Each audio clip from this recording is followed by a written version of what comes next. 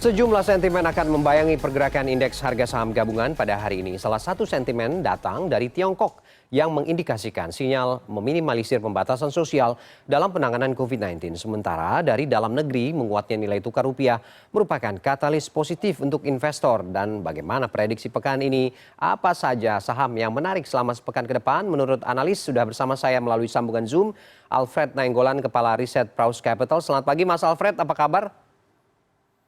Selamat pagi, kabar baik, Bung Ferdi. Ya, terima kasih Mas Alfred. Mas Alfred, bagaimana melihatnya? Bacaannya perdagangan hari ini minim sentimen yang akan mewarnai pergerakan IHSG atau seperti apa?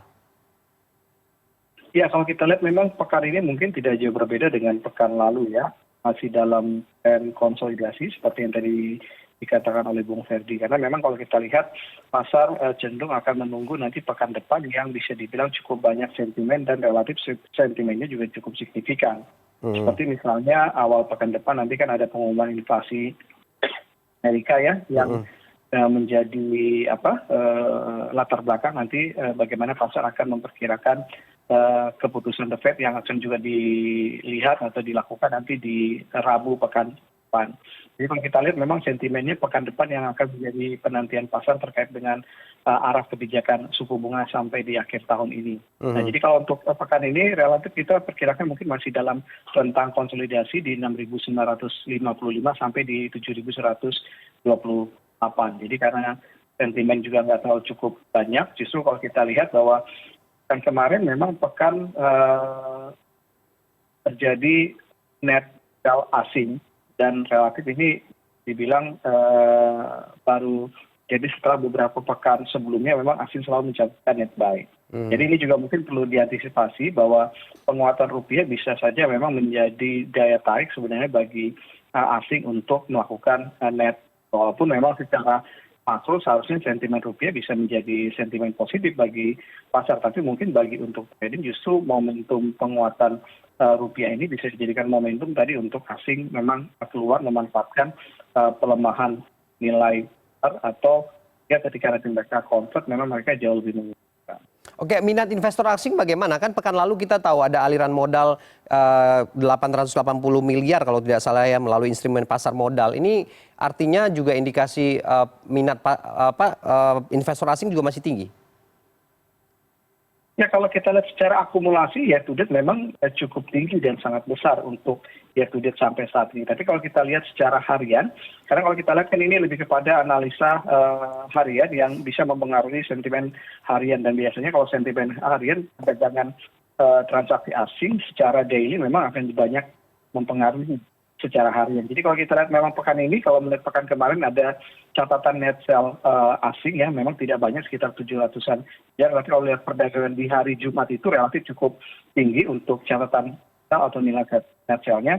Ini bisa menjadi istilahnya kasih atau sentimen ada potensi juga bahwa pekan ini kemungkinan asing juga akan mencatatkan net sell karena menuju penghujung akhir tahun kemungkinan itu bisa saja dan ini bisa saja mempengaruhi pasar. Tapi ini lebih kepada dan short term-nya. Kalau kita lihat secara year to date ya memang asing relatif masih mencatatkan akumulasi net buy yang cukup signifikan. Jadi untuk ini bisa menjadi sebuah outlook kita untuk di 2023 bahwa relatif asing juga masih cukup optimis terhadap pasar kita kalau melihat akumulasi yang mereka lakukan di sepanjang 2022. Tapi kalau kemudian ada yang berkomentar IHSG sebenarnya hanya kembali ke area sideways itu gimana? Ya itu memang kalau melihat trennya memang masih dalam tren tersebut. Apalagi tadi bahwa beberapa indikasi memang tidak ada lagi sentimen yang cukup signifikan secara mengejutkan sampai sejauh ini. Kalau kita kecuali nanti ada kejutan misalnya nanti di pekan depan ketika The Fed-nya di bawah konsensus pasar tentu ini akan mengurangi tekanan terhadap pasar saham. Sehingga ini juga akan berpengaruh. Atau misalnya inflasinya mengejutkan seperti kemarin, inflasi di Amerika turunnya cukup signifikan di bawah konsensus. Ini akan menjadi sentimen yang cukup kuat akan mempengaruhi pasar saham termasuk nanti kita juga. Jadi memang kalau dalam kondisi sekarang memang terlihat dari 2-3 pekan atau bahkan 5 pekan terakhir ini memang IHSG memang dalam fase konsolidasi sehingga melihat 3 minggu lagi untuk mengakhiri tahun ini juga bisa dibilang ekspektasinya masih dalam rentang tersebut. Kecuali tadi kita katakan ada sentimen mengejutkan, rilis data, sejumlah data-data yang memang di luar atau di atas ekspektasi pasar yang sifatnya positif. Artinya lesu ya, kita menunggu efek kejut. Tapi kemudian apakah kelesuan ini dikarenakan di tengah panasnya situasi di Tiongkok atau berakhirnya masa penguncian saham GoTo yang menjadi pendulum utama pergerakan harga pasar ke teritorial negatif, Mas Alfred? Ya, kalau untuk sentimen pasar Tiongkok kita lihat kemarin memang sempat berpengaruh terhadap bursa saham Tiongkok sendiri yang terkoreksi juga cukup dalam, dan ini juga mempengaruhi atau menjadi sentimen katalis negatif bagi bursa kita. Tapi kita lihat sifatnya short term, sehingga kalau kita lihat untuk perkembangan hari ini pengaruhnya mungkin pelan-pelan juga akan mulai berkurang terkait dengan tadi kondisi di Tiongkok. Yang kedua terkait dengan penguncian di lebaknya saham GoTo, dan kalau kita lihat memang dalam pekan kemarin kita lihat penurunannya juga cukup dalam, dan porsi GoTo terhadap indeks juga cukup besar sehingga mempengaruhi IHSG, dan ini memang lebih kepada sentimen internal. Kita memang melihat bahwa untuk perdagangan GoTo memang lebih banyak sentimen negatifnya, ketakutan yang dilihat oleh pemegang saham khususnya retail, sehingga memang banyak terjadi aksi jual. Jadi ini lebih kepada sentimen lokal atau sentimen individu, tapi karena porsi GoTo cukup besar terhadap IHSG sehingga mempengaruhi terhadap IHSG. Kalau kita lihat kemarin kan di sepanjang pekan kemarin meskipun saham-saham teknologi turun cukup signifikan, ternyata saham-saham di sektor lainnya seperti misalnya saham-saham di sektor banking atau beberapa blue chip kita masih membukukan kenaikan yang juga cukup signifikan. Dan kalau kita lihat transaksi asing juga ternyata masih mencatatkan net buy untuk saham-saham di sektor perbankan atau big cap kita. Oke, Santa Claus Rally ini di akhir tahun kita jelang, apakah ini juga akan berpengaruh atau membawa tekanan pada IHSG, Mas Alfred? Ya, ini kalau saya mau sampaikan secara statistik dalam 20 tahun terakhir, IHSG di bulan Desember selalu membukukan positif. Jadi kalau kita lihat dalam 20 tahun terakhir, rentang penguatan return IHSG di bulan Desember itu 0,4 sampai 12%, atau kalau dirata-ratakan 4%. Nah, jadi kalau kita melihat bagaimana dengan prediksi Desember 2022 ini, secara statistik kita memang melihat bahwa kita melihat bahwa potensi untuk IHSG membukukan return positif di Desember, atau IHSG mengalami kenaikan sampai di akhir tahun, ini cukup besar. Sehingga kita juga mengatakan kemungkinan tahun ini juga akan mengalami return positif. Yang kedua dasarnya adalah sampai sini kalau kita lihat bahwa rilis data-data global seperti tadi misalnya inflasi dan juga rapat The Fed juga kemungkinan juga kita perkirakan juga nantinya hasilnya akan menjadi katalis positif, sehingga potensi untuk Desember ini menguat juga cukup besar, sehingga kita juga yakin bahwa untuk Desember ini IHSG sepertinya akan mencatatkan return positif seperti dalam historisnya dalam 20 tahun terakhir. Oke, sikap The Fed ini masih ditunggu, Mas Alfred. Bagaimana kemudian sejumlah rilis data ekonomi penting di Amerika Serikat yang akan mungkin disampaikan, atau bagaimana sebenarnya posisinya?